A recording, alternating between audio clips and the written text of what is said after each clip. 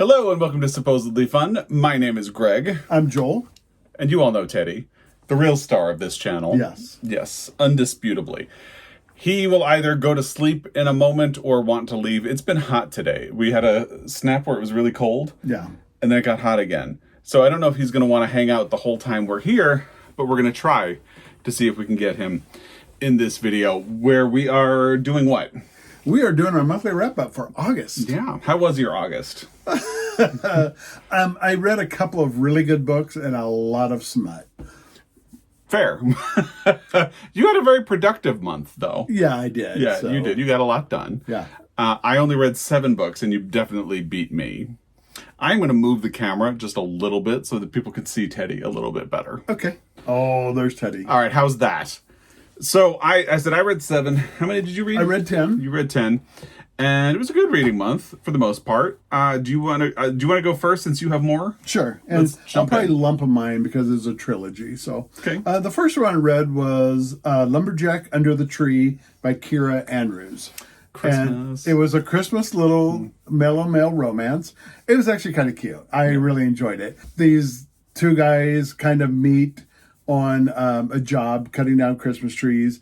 And it ends up they were high school friends who had one night of passion, and then they went their separate ways and never stopped thinking about each other. Oh. So it's kind of rekindled, but with, of course, the little twist in there. So it was cute. Yeah. So if you want a little holiday romance, cinnamon bun. You know, we are heading into the season, whether We you like are. it or not. I know people are going to comment and say Halloween is first. That's fine. You can do spooky. Do spooky. You can do it. But if you want a little holiday mixed in there, because it's not that far away, you can do that. You are free to do whatever you'd like. Yeah. If you want to read a Valentine's Day book, read a Valentine's Day book. I mean, hey, it's September, 90 degrees, and we hung Christmas lights today. We did. We got new Christmas lights. They Yeah. should be hopefully permanent. Yeah, they're right? permanent, so Yeah. that's why we want to do it in the good weather. And then that way we'll have them so we can do like pink lights for Valentine's Day. We're doing blue lights for November 2nd. You can guess why. Yeah, 5th? Is it 5th? 5th. But we're going to I start don't on the know. Yeah. 2nd. No, We'll start yeah, on the 2nd. We'll start It's early. going to be a whole thing. It's going to be a whole thing, Teddy. Yeah, So that's exciting. yeah. So What was your next one? my first book was, I have this trilogy, the Country Girls trilogy by Edna O'Brien, but I actually read the middle installment of that trilogy, which is called The Lonely Girl. I read the first installment, which is The Country Girls, before we went to Ireland. And I decided to pause because I'm not somebody who usually likes to binge things. So I read 1 before we went to Ireland, and then I had wanted to loop back, found this copy in a used bookstore near us. Finally, I was looking for it for a long time. And Edna O'Brien died at the end of July, and I decided that was a perfect excuse to jump back into the trilogy. And I really liked The Lonely Girl a lot. I really liked The Country Girls a lot.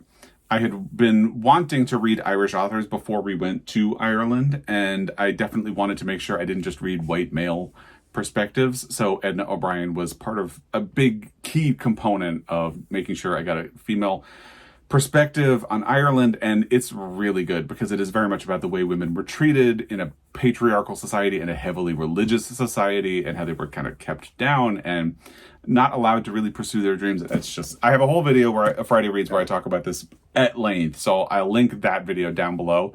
And it's so fun to do that. I know. It is. So you can get more information about this there. What do you have? My next one, so excited. My next one was Somewhere Beyond the Sea by T.J. Klune. Yes. Which is a sequel to The House in the Cerulean Sea. I think I like the sequel better. I think I might too. Loved it. I think I might too. Because, a spoiler, this was one of the last books that I finished in September or August. And yeah, Do you want to talk about it together? let's talk about it. I was planning that we should talk about it together. Yeah. And I actually didn't talk about it too much in my most recent Friday Reads because I thought it would be more fun to talk about it with you. Right. So, I mean, the one thing I will say, it is difficult to talk about Somewhere Beyond the Sea without talking about what happens in the house in the Cerulean Sea. So if you don't want spoilers for the house in the Cerulean Sea, I will put a timestamp. Where will I put it? Down below. Down below. So you can skip over a discussion of Somewhere Beyond the Sea. And we will talk about plot points of Somewhere Beyond the Sea. I don't think we're going to get into spoilers about it at all, but I know people do sometimes, because that will be coming out in September We had early access. So if you don't want to talk here about the house in the Cerulean Sea, skip to the next book. And if you don't want to hear plot details of Somewhere Beyond the Sea, you can also skip to the next book. So amazing book. I loved it. What I really enjoyed is, by the way, when you do the audio, the gentleman who does the narration is phenomenal. Yes. Because all the kids, they're monsters, they're just different creatures. They're very distinct personalities, and that comes out in the voices he gives them. Yeah, he does.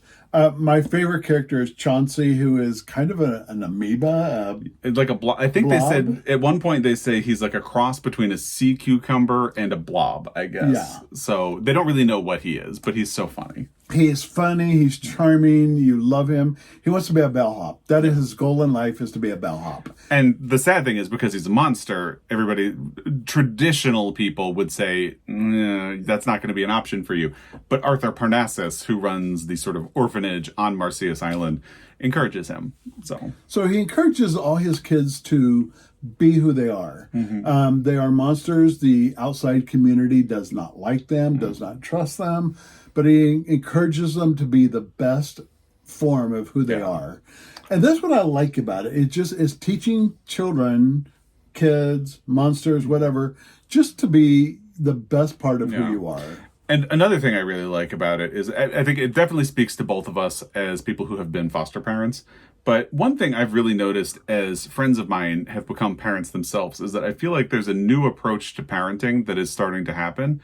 And I think it's going to be so much better for the generation that is coming up at this point, because I think the traditional mode of parenting is you force your kid to adapt to your parenting style. And I have a lot of friends who have had kids over the last 5 years who adapt their parenting style to their child. Yeah. And Arthur does that. And I think it's just really great. It's better for the kids because kids have different needs.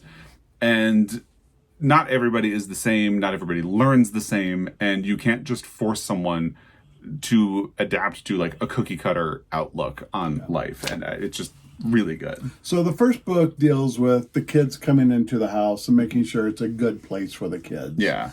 Linus Baker, a government inspector, is sent to make sure, because in particular, one of the things is that there are 6 kids on the island originally. Right. And one of them is named Lucifer. Or Lucy. But they call him Lucy. And he is basically the Antichrist. And people are very concerned about him in particular on this island. And so Linus Baker is sent to investigate and make sure that Arthur Parnassus is actually taking care of the kids and that this is a safe environment, and to sort of gauge like if Lucifer is dangerous. But then he gets to know the kids, he gets to know Arthur, and starts to kind of question the way he has been doing his job and the way the government approaches cases like this. Is that fair? Yeah. Yeah.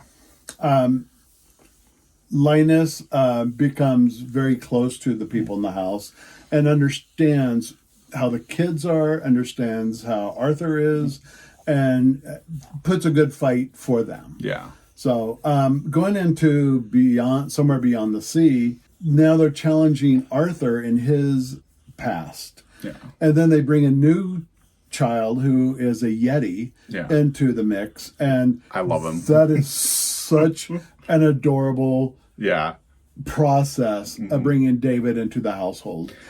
And it does a great job, again, talking about ways of healing and addressing trauma in kids, which I also think you could adapt to use for adults, because and it's just really beautiful in the ways of acknowledging his own past, his own family, and the things that he has been through while he ends up in a new environment and getting to know new people and adjusting to a different way of approaching who he is and what he might be able to do in the future.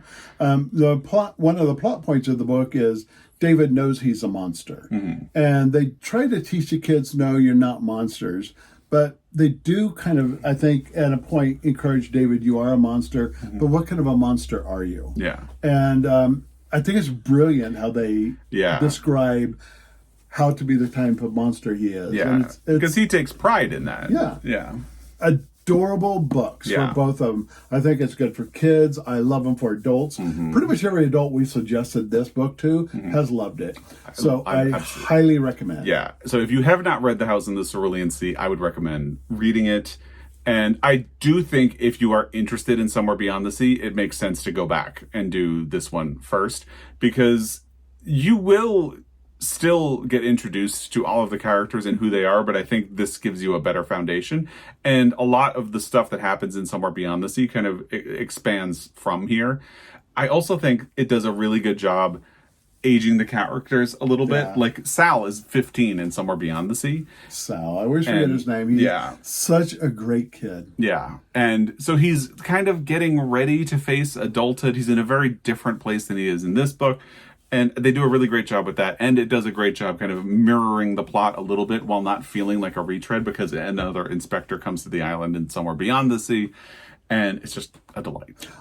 I would say between the two books, Somewhere Beyond the Sea is my favorite. I think I agree, but I almost think this is a situation where it kind of feels like one continuous story, which is interesting because I don't think he had planned a sequel when he finished this. I don't think so. So I think I like it. Yeah. Great book. Highly recommend it. Wonderful book. It is fantasy based, and I think that what scared us off in the beginning. A little bit, yeah. It is fantasy based, but it's the fantasy based part that makes it such a great book. Yeah. To not make it just 6 children. Yeah. But make it 6 children with really unique personalities and thoughts and who they are. And I think because it's fantasy, you can apply it to different real world scenarios. Like we mentioned earlier that it spoke to us a lot as former foster parents. So you can read it and think, oh, wow, this is a great book to read about people who don't understand, like foster kids and what they have been through. But it also could be really easily queer coded. Yeah. And very readily applies to the queer community. You could read it and think about the way Indigenous people have been treated and treated as dangerous, and how people tried to wipe out their culture and things like that. Like because it's fantasy, you can adapt it to a bunch of different scenarios. And Excellent they all work. point. I like that. Yeah. All right. What do you have? So my next one was Highway 13 by Fiona McFarlane. This is a story collection. It had been one of my most anticipated reads for the latter part of 2024. It follows a serial killer, kind of, because every story in this collection ties back to either victims or family of victims or people who were involved in the investigation or the prosecution of the serial killer in Australia.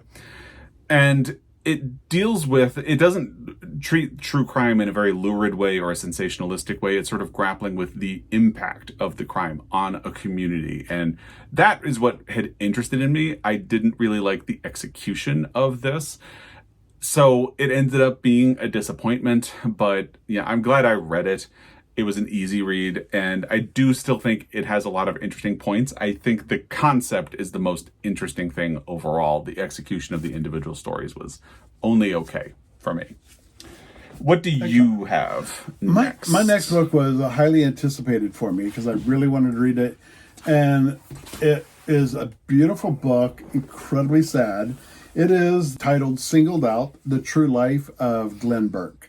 Glenn Burke was a out gay black man in the Major League Baseball.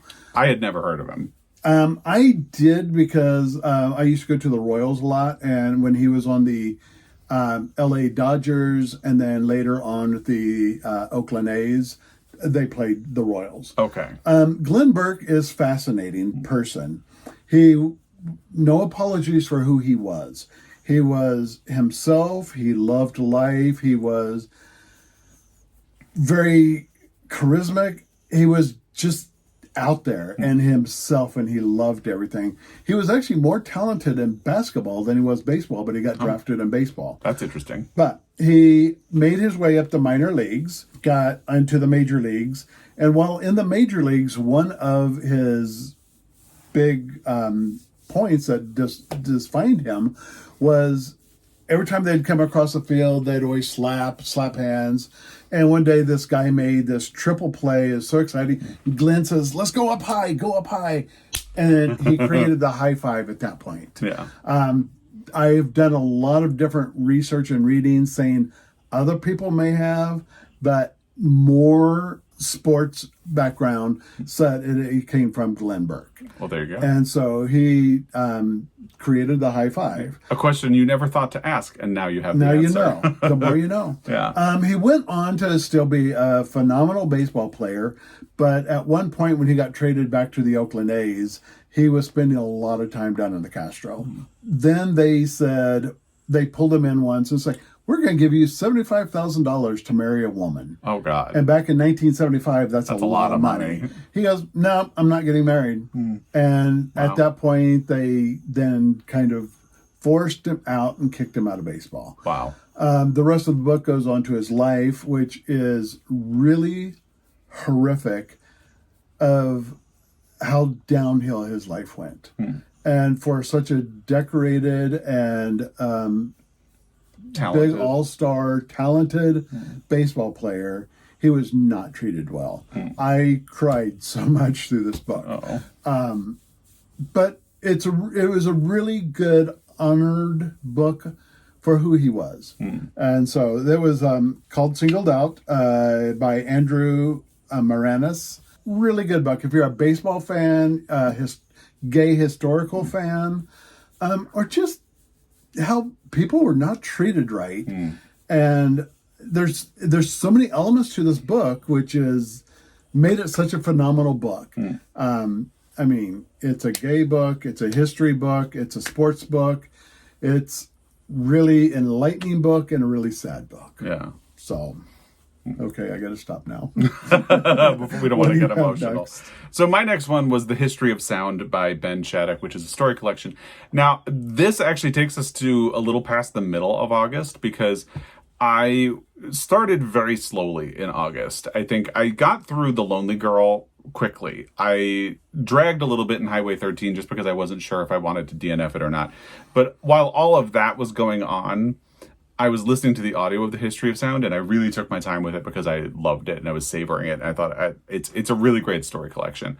It opens with a story about two young men around 1917. One of them goes off to World War. They have a romance, but one of them is sent into the front lines of World War I. And the other one has bad eyesight, so he can't enlist. And when the other guy gets back from World War I, he goes back to school, and he invites this man to tour with him where they record people singing folk songs because this is new technology that exists. And it's a beautiful and sad story. It will be adapted into a movie starring Paul Mescal and Josh O'Connor, I think, next year. Yeah. Awesome. I can't wait to see it. And the rest of the stories in the collection they pretty directly link together in certain ways, but sometimes it's a little vague on how. And I just think it's a really beautiful story collection. I can't wait to see it. I know a lot of people struggle with story collections. I think this would be a pretty accessible one, especially on audio, because like Nick Offerman reads two stories, Paul Mescal reads a story, Chris Cooper reads the opening story, and it does a really great job. So I really enjoyed that collection, and I would recommend it. And I can't wait to see the movie. Somebody had commented to say that they could see multiple stories in the collection being adapted, and I would actually agree. You could do like a whole series of movies just out of this one story collection. So, what do you have next? Can I say, if anybody knows Nick Offerman and Megan Mullally, Oh my God, please have them contact us. We want to puzz with them and hang out and have a night at home with We them. already liked and admired both of them, but then we my heard God. that one of their favorite pastimes is doing a jigsaw puzzle and listening to an audiobook or a podcast. And yes, so Nick Offerman, Megan Mullally, come over. We can do a puzzle. I'll make nice dinner and we'll puzz. Yeah. All right, my next one was The Barkeep and the Bro. I can't say that without laughing. Barkeep and the Bro by A.J. Truman. Recommended by Danny, that bookish bear. Yes. Which, Again, every month he has something. I know. Danny is doing very well for me. But it was a cute book. And it was about this dude who's a bartender. And And a dude who's a bro. well, the bro comes in for a job interview at the bar. The bro is the bartender's daughter's ex-boyfriend. Oh, that's kinky. Oh, yeah. Oh, my. But it comes together in the end beautifully, and it's really a sweet book. Yeah. It was fun. And I think I've heard A.J. Truman, those are spicy, are they? They're spicy. Yeah. It's a gay man writing gay man romance. So Yeah. he's going to pile on the steaminess. But you skip through it. Even though I did skip through it, I still read that book. And I loved it. Yeah. Nice. Ready for me? Yeah. Okay. My next one was This Is Happiness by Niall Williams. I had wanted to read this before we went to Ireland and didn't have the time, so I figured I wanted to catch up to it now. And Niall Williams actually has another book coming out later this year called The Time of the Child, which is set in the same town that this story is set in. I don't think it's a direct sequel, but it's set in the same town. So I'm sure there will be like some people in the community who will pop up. I didn't mention this in my Friday reads, but this is really a coming of age story because the man who's narrating is a 17-year-old. He had thought that he wanted to enter the seminary, and then he joins he kind of made the details of why he thinks he wants to join a seminary are teased out throughout the book. So I almost said it, but I won't. But then he leaves the seminary and he is staying with his grandparents in the town of Faha, and electricity is coming, and it's sort of a coming of age story it begins around Easter, takes place over the summer as electricity comes into the town. And what's interesting is that electricity is something that really changes the town. I mean, think about it. Being a town that does not have electricity and then going to having electricity. And as the summer is going on and the poles are going up and the lines are coming in, you have people coming from like appliance stores to say, hey, now that you're going to have electricity, you can get a dishwasher and it's going to make your life easier. And these are things that these people didn't have. So it uses the fundamental change of electricity coming to the town as a sort of corollary to where Noel is in his life, because this is going to be a very transformational summer for him. He's heading into adulthood. He's trying to figure out he's not going to be the same person once this summer is over. So now, many, many decades later, I think he's in his 80s, possibly 70s, and he's looking back on this transformational summer when electricity came to Faha, and he met a man named Christy who came to town with the people working on electricity. But Christy had an ulterior motive. He sort of schemed to end up coming to Faha for the electricity because there is someone he wanted forgiveness from in the town of Faha. And once it explains the title, it's beautiful. I love it. You seem to really like that book, and so I think I may need to try it because it sounded really good. Yeah, I do really wonder how it would play on audio too. I kind of wish I had listened to it that way, but I actually pulled out an index card and started taking notes because there are just a lot of really beautiful lines and turns of phrase in there. I do think it was a little long, and I haven't responded, but I did see a comment where somebody's saying, like, just because it could have been edited doesn't mean it's a bad book. I'm not trying to say it's a bad book. I think it's a good book. I would actually recommend it to people. I do still think it is a little long. And in that Friday Reads, I had talked about how once I finished it, I did want to turn to a short book just for like a counterpoint, and that still is not a knock on the book. I think it's a good book, and I really look forward to The Time of the Child. I do still think you could have edited out about 50, maybe even 100 pages to tighten it up, but Niall Williams is a great storyteller, and it doesn't really matter. I do think the sentences are also sometimes a little too complicated, but great book, and I'm glad I caught up to it, even though I didn't manage to read it before we went to Ireland, and I look forward to The Time of the Child. By the way, there will be links to all of the books that we talk about in the description box down below with a link to bookshop.org. So like if you're interested in The Time of the Child, there will be a link down there, and you can pre-order it. If you're interested in Somewhere Beyond the Sea, you can pre-order it. So, or support your local bookstore. I'm wearing a shirt from Flint Hills Books today. I'm wearing from Boulder, but it's funny. The B is missing on his shirt, so it just says older in like Old English, which is funny, but great bookstore, by the way. Beautiful. So, anyway, what do you have next? I have another Christmas book, Hot Mall Santa by I forgot about that one. by A.J. Truman. Again, A.J. Truman is a author. Danny, that book is very referred to me. Yeah. And I highly recommend Danny and what's your name? Greg, to read this. Yeah, me. But they're going to probably Only wait till, his husband. they're going to probably wait till December. I'll probably wait, yeah. And it's a great December book because it's not what you expect. Really? Yeah. It's not just a hot mall Santa and a lot of spice? There's a lot of spice. It's very spicy, but it has a cute story behind it. Okay, so that's good. So yeah, I'll probably catch up to that, especially once we get in Christmas time. It'll be season. perfect. Yeah, I feel like that'll be great. Good. What do you got? So as I said, after I finished This Is Happiness, I wanted to read something short, but I had also just done a video about the Honest Booktuber tag where I just reflected on BookTube and talked about some authors that I don't talk about on my channel. And John Boyne had been in a sort of limbo space because I had heard about some bad things, but I hadn't really made a decision about what to do. So this was given to us while we were in Ireland, and it's really short. So I thought, short book, I need to make a decision about how to approach John Boyne in the future. And I hated this book. What did you do with that book? Show everybody. You want to do it? Do the honors. Can I? Yeah, you do it. I don't know how. I've never do done it. this. Just go. Satisfying, right? Yeah, it's okay. It's okay. Teddy woke up. Teddy gets excited when Yeah. he hears books being thrown against the wall. He does. He came running to inspect when I threw it in my Friday Reads video. I'll link my Friday Reads video down below because I talk a lot more about what John Boyne has done that is problematic and gross, and a little bit of the complications about it, because I really did like The Heart's Invisible Furies, which is a book by him, but doesn't seem like a good person. So this will probably be the last time you hear his name, unless he continues to be like J.K. Rowling. You almost can't avoid talking about because she just won't stop talking. So, but likely this is the kind of the last time I will mention his name on the channel. And if you want to know why, I'll link the Friday Reads down below. So, what do you have? My next book's a trilogy, so I'm going to wrap them all together because they're like 100 pages. Again, my Mellow Male Romance by Andrew Gray was Redemption by Fire, Strengthened by Fire, and Burnished by Fire.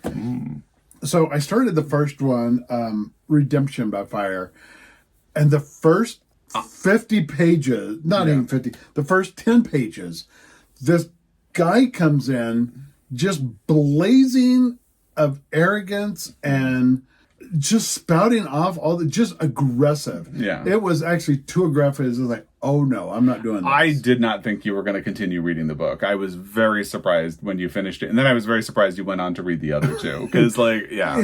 He toned down a little bit in the second book. In the third book, he was cool. Yeah. But it was kind of cute. I love firefighter books, so I kind of went with it. And they're just all right. Okay. I don't recommend them. But are there more, or are you done? No, there's just those three in Just the those trilogy. three? Okay. And if they do release another one, would you do more? Probably not. They kind of wrapped it up. So Okay. wrapped it up good enough for me. So Yeah. The covers are hot. Oh, there you go. That's something. What do you have? So my next one was actually Somewhere Beyond the Sea, which we already talked about. But let us take this as another opportunity to say, read The House in the Cerulean Sea. Because we both did audios, I don't know how the reading would be, but the audio made it fun. The audio is fun. It's just I will fun. say, I don't... There's your timer. My muscuta is ready. He's been baking quietly this whole time, so pause. I'm back. And he's back. And there's... From outer space. From outer space. If you know, you know. If you know, you know. And there's something delicious for us to sample for breakfast tomorrow. Yeah. That's nice. So what I was going to say is, I do think there are times in the audio where, because he does so many different voices, some of the characters, like he's doing that thing that usually annoys me in an audiobook where it's a male voice going high-pitched to do sort of female sounds.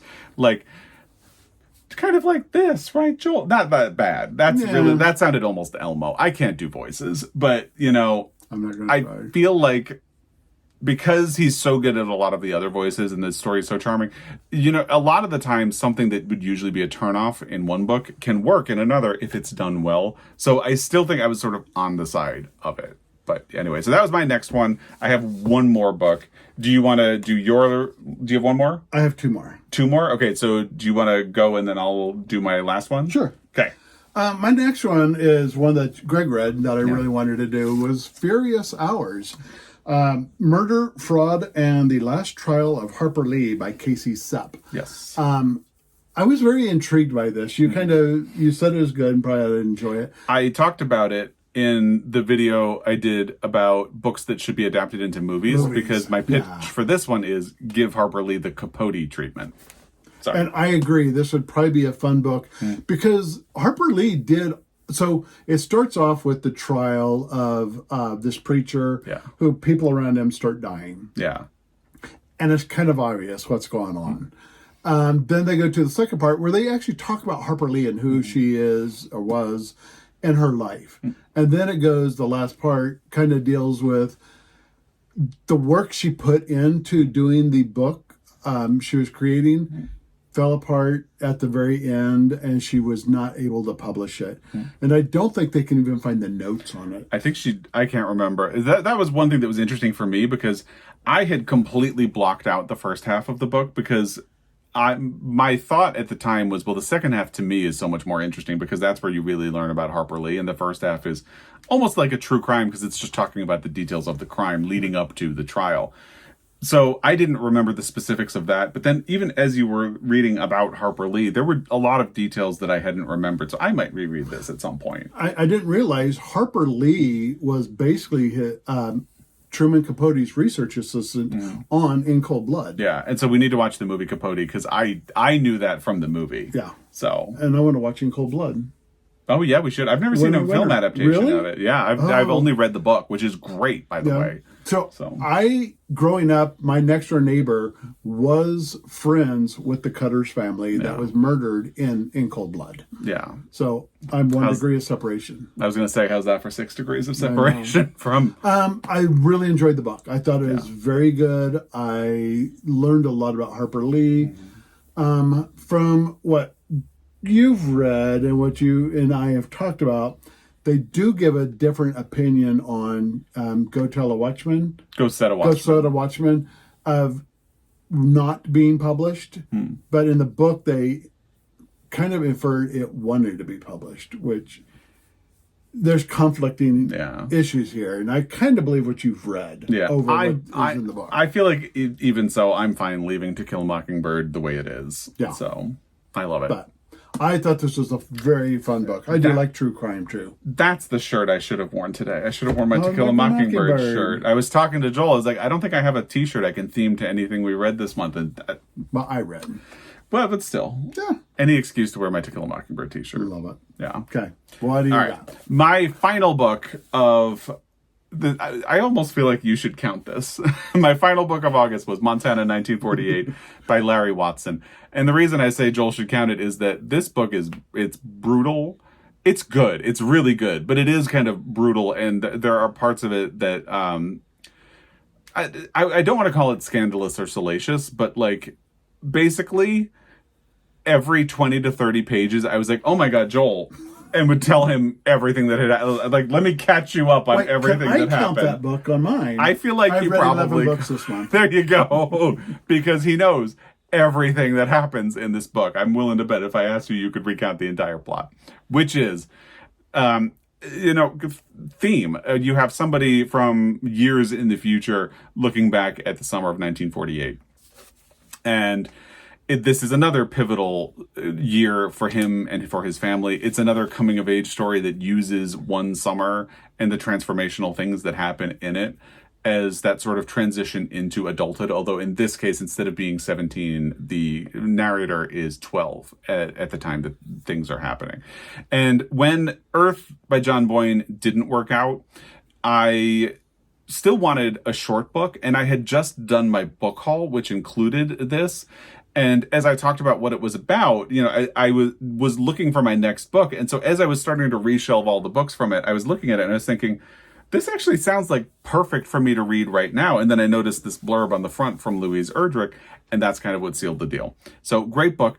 Basically, what happens in the summer is his father is the sheriff of the town. His uncle, his father's brother, is the town doctor. And because his mother also works as a secretary, they have a housekeeper who is an indigenous woman named Marie. Marie gets sick with pneumonia and does not want them to call the doctor, the uncle. And when she's really sick, they do call him, and she freaks out when he comes to the house. And after he leaves, she tells the mother that the doctor has been sexually assaulting Indigenous women in the town. And the father is the sheriff. So it's kind of similar to a moral quandary about, like, what do you do when this is your family? His grandfather was the sheriff, but his grandfather treats the son who's a doctor like his golden boy. So it's like kind of like Small Things Like These by Claire Keegan. You have to decide, what is the right thing to do? Is it worth standing up for the right thing, knowing that you might very likely fail in trying to stand up for the right thing? And it is also about the terrible things that white people have done to Indigenous people, and how difficult it is to get justice for things like that. So, very short book, 175 pages with the epilogue. And I loved it. I thought it was really good. Very powerful, very short. I picked it up on, I think, the 29th or the 30th. And hadn't been thinking that I was going to try to squeeze it in before the end of the month, but it just read so quickly, ended so short, that it ended up being finished before the month was over. So, really great book, but, be braced for a kind of unpleasant subject matter in it. Very. Yeah, for sure. So. My last one is, both Greg and I read Cemetery Boys by Aidan Thomas, and we both really liked it. It's a very good book. So I did the Sunbearer Trials by Aidan Thomas.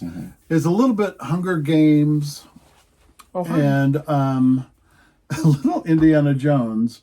Oh, I like that. I know. So every 10 years, they select 10 children to go be the Sunbearer Trials, the Hunger Games. Yeah. And they have to fight it out. And then there's a ranking. They basically try not to kill anybody during the games. So at the end of the games, it's like 5 different events in 5 different cities, and the cities are all powered by these stones. At the end, so what happens is, now at the end, whoever wins the Sunbearer Trials has to kill or sacrifice the loser of the trials. And brutal. Talking about brutal. Yeah, talk about brutal. Yeah. And it was actually, I when I started, I told Greg, I don't think I can do this. And then I got a little bit more into it, and it's like, okay. And then I finished it, and it was good.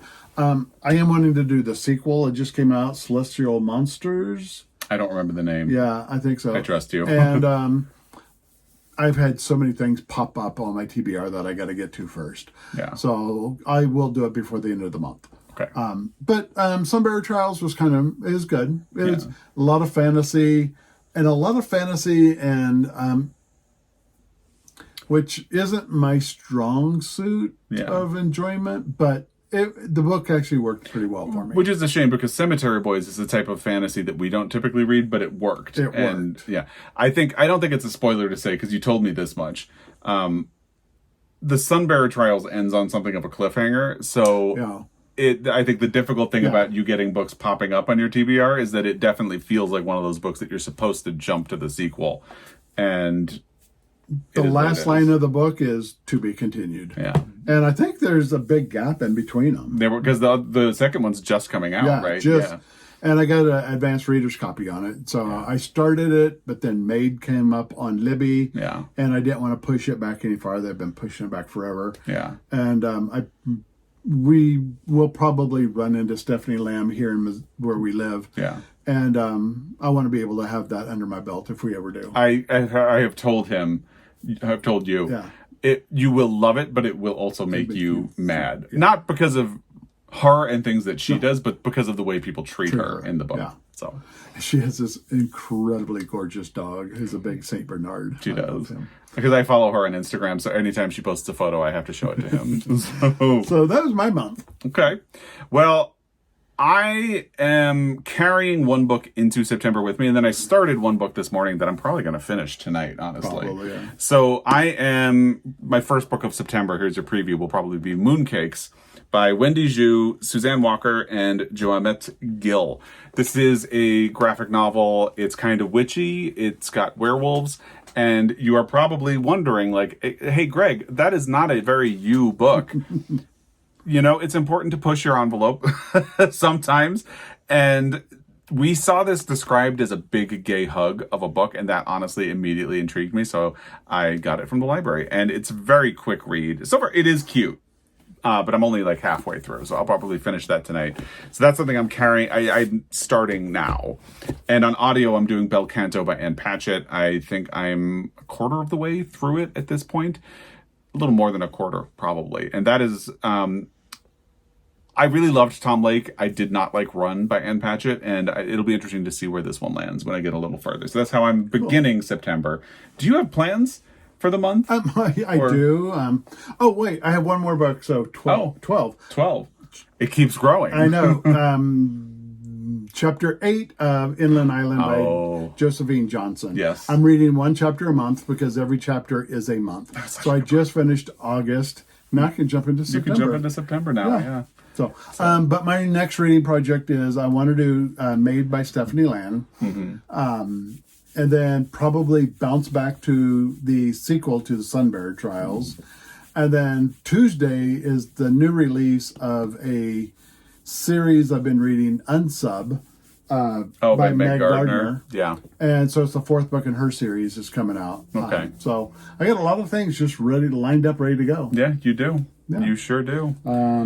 And that's about it. I still have The Pairing by Casey McQuiston that is on my TBR that I've been told to do. So Teddy really wants down, so I'm going to let him go. Yeah. So I have a lot of things just in limbo to me working, but I'm traveling a lot. You are going to be traveling a lot this month. So I'm going to get a lot of windshield time. Yeah, and hopefully a lot of audiobook time. Hopefully a lot of good audiobooks. Yeah. And if you see him driving down the highway in Montana with steamy windows, you know he's been listening to his romance again. I don't do romance books on audio. I do them a chapter a night. That's true. You do read them, as like ebooks through Scribd. Yeah. Right? Yeah. So, just kidding. And then I don't really know. I'm kind of allowing myself to freewheel my way through September because that Bel Canto and Mooncakes are how I'm starting. I think I did just get an audio pop up on Libby that I had been on hold on for a really long time, and I don't know. I feel like I need to read it. Which one? Tomorrow and Tomorrow and Tomorrow by Gabrielle Zevin. I read one of her books before, and I was really not a fan, but people keep telling me. Me too. Tomorrow and Tomorrow and Tomorrow is a great book, so I think I'm going to try it once I finish Bel Canto. And beyond that, I don't really know. I do kind of want to get to Laughing Boy by Oliver Lafarge so I can revisit my Pulitzer project, but I don't know. So September is very much up in the air for me. So, and we'll see. We shall see. That's it. Yeah, that's it. Thank you for joining. Well, thank you. As always, and thank you for baking. We have to go you. take a look at this magic he's It created. smells great. Yeah. Scratch your screen and sniff. It was good. Yeah. So, as always, thank you for your time. We'll be back, and you'll be back at some point in September, I'm sure. So, as always, we appreciate your time, and we will be back. Until next time, happy reading. Happy baking. Happy baking.